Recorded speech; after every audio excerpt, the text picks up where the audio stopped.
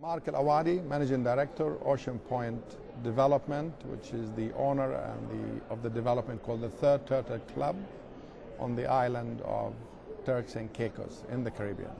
Okay, let's just start by, we're nearly at the end of AHIC. Has it been a good couple of days for you, an interesting experience, and is this the first time that you've been here? It is, I come to these trade shows, whether it's in Berlin or London or in Dubai, once a year or every second year, and learn what's going on in the industry, learn of the new development, the market drivers. The money market, of course, is very important to us now, as the credit market in the U.S. is pretty shaky for the time being, and the source of money in the Middle East is in abundance, and so this has been a good visit for me.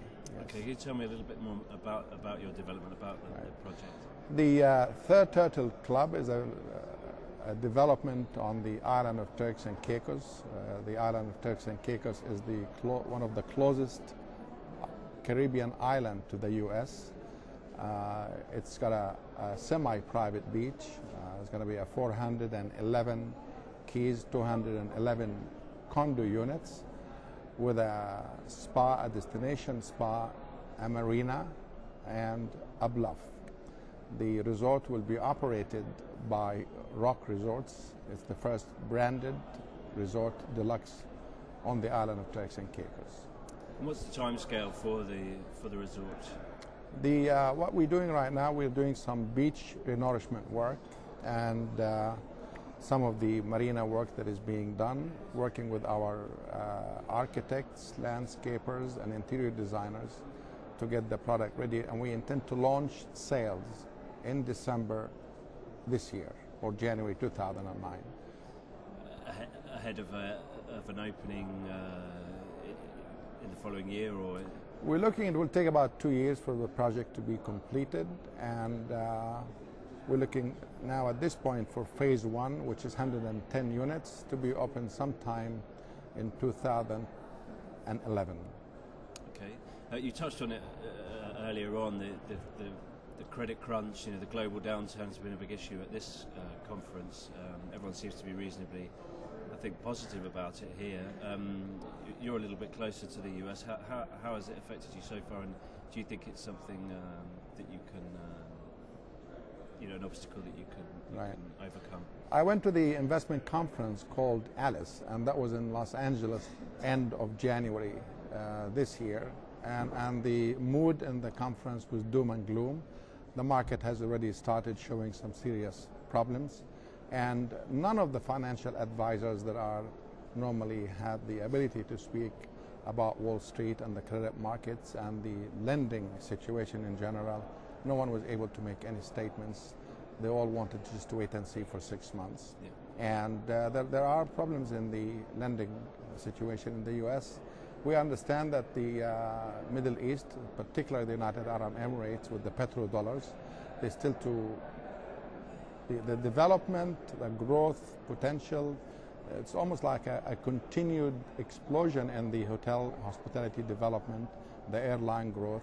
And yesterday we had some very interesting statements about being close to Iran, close to China, Kuwait. The Middle East is exploding with new development, and very exciting time to be here. And I know that I came to look at the money situation and the lenders, and so many of my American colleagues are here. Yes, although it seems that it's quite an innovative move on your part to have such a strong presence here.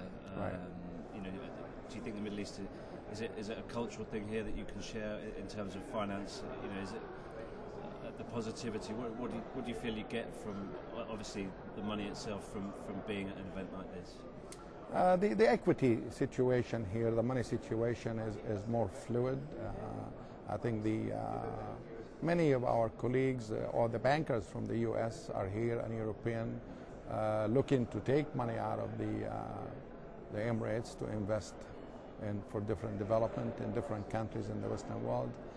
We have experienced a slight flattening of the demand for condo resorts on the island, although the market has The last 5 years, the island have done very, very well. It's a British island, but it's tied to the U.S. economy. And now, as a result of the shift in the currency situation, we are directing our sales and of real estate now more into Europe, UK, Ireland, because of the strength of the currency. The Europeans get almost a 50% discount on the real estate buying when they come in there. And I understand some of the projects in St. Lucia have sold 80% of their inventory to the UK and Irish market. We're very excited about our project. It's a very unique project, and we hope that we will be able to achieve certain benchmarks with that. We're going to be marketing the resort both in Europe, US, and in the Middle East. Sure. I mean, you're obviously being, very clever about finding those new markets. Are there any other emerging markets that you're looking at? It's been suggested to us that we should consider Asia, but we're quite far from Asia. British Airways fly from London to the island. They go through Barbados, but we also understand that the airlift from Europe is going to change positively next year with the expansion of the airport. The island is an upmarket island. It has enjoyed tremendous real estate growth, and the hotels are doing very well there too.